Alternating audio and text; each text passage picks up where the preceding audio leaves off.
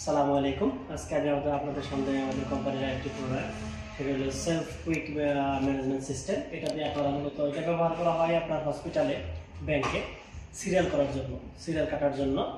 যে অনেকে দেখা যায় যে লাইনে দাঁড়াইতে হয় বা করতে হয়, এটার জন্য মূলত এই সিস্টেমটা বের করা হয়েছে, যেটা আপনার টিকিট দেওয়া হবে, যার যার সিরিয়ালে সেই ডাক্তারের সাথে দেখা করবে বা আপনার ব্যাংকের সিরিয়ালে যাবে।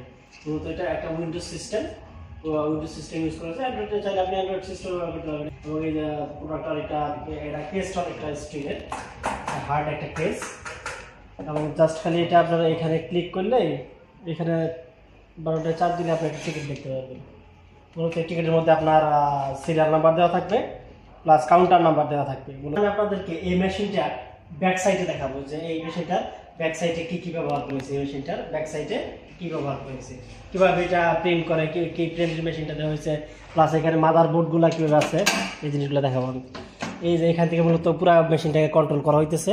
এটা হচ্ছে পুরো মাদার বোর্ডের এরিয়া, এখান থেকে পুরো মেশিনটাকে কন্ট্রোল করা হইতেছে।